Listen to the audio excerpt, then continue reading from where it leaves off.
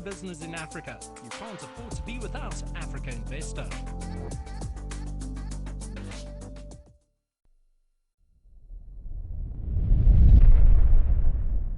I want to give each of you an opportunity to share a message from your own constituency about the level of collaboration or opportunities you'd like to see or you're already working on that you think would resonate with our colleagues from governments across the continent. We have a number of ministers in here, by the way, as we speak. And you're all welcome, excellencies, by the way.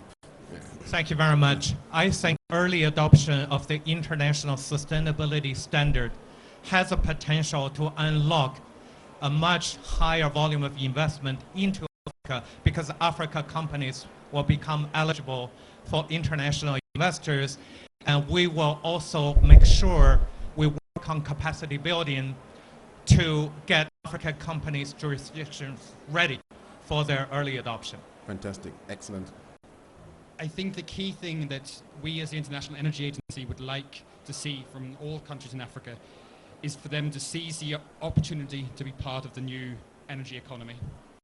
The energy transition is underway, and the continent of Africa has huge opportunities to play a very vital role in terms of contributing to that, in terms of having energy access, in terms of providing the fuels and opportunities that the rest of the world will need. There is a huge amount of opportunities there for new industries, for new jobs, and that's what we'd really like to see the continent capture. Thank you.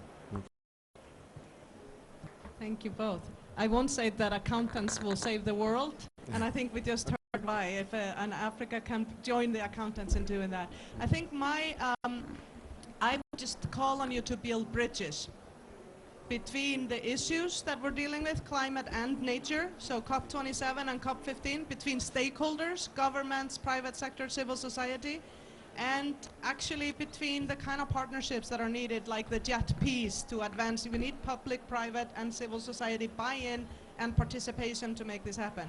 But most importantly, I'd like to invite you on behalf of our informal leader in the European Earthshot to actually join us in the African Europe Energy Earthshot, because we should and can have common opportunities and interest in doing this together and not go in separate ways. And we can innovate. Look at COVID and what the Western world was able to do and how much we failed to do it for the Global South.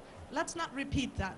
Let's show up for this energy, food, and fertilizer and financial in solidarity. And we can do that by bringing people together in a different way, more human-based way, and be the leaders this moment calls for. Thank you. I think from this conversation, two important points, the one you raised on leadership and the one on access. The AUD and NEPA Energize Africa program is really focusing on answering the question, how do we bring the youths to participate in this just transition? Because this is really about them, about creating the opportunities for the young people. And so through this program, we really want to strengthen and have a fit-for-purpose public service performance. I think earlier in the panel, they spoke about model law. And we need to link these things, you know, these are not separate pieces of, but linking all of these things, all of the things we had the 3 hours or so, and make them relevant to ensure that we have an ecosystem that encourages young people to be part of this just transition. We heard about the access, you know, to capital. What do we have to do to make sure that young people do have access to capital?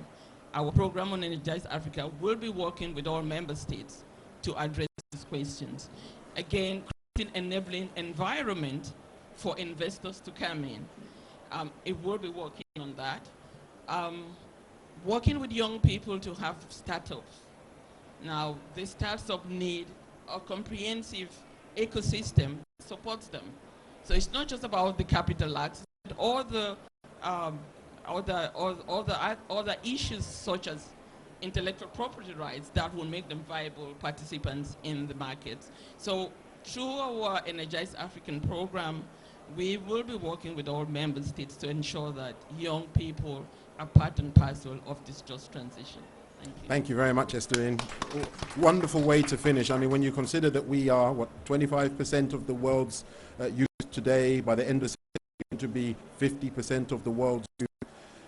An initiative like the Just Transition Investors Alliance, which is seeking to increase our access to global value chains and global supply chains from a current 2% to a double digit, it's really the youth that are going to drive this. It's the skills and the technology and the knowledge transfer, which we already know is the most productive form of both investment as well as domestic investment. So I think we've got a very positive time ahead. I think the extent to which we can all collaborate on making the Just Transition Investors Alliance a great success. Please tell us which jurisdictions or which areas or places within your countries or within your communities you think we should be looking at pilot projects, and we look at that very positively. So with that said, please join me in thanking our excellent and inspiring panelists, Jing Donghua, Christophe, Hala, and Estherine. Thank you very much. Doing business in Africa, you can't afford to be without Africa Investor.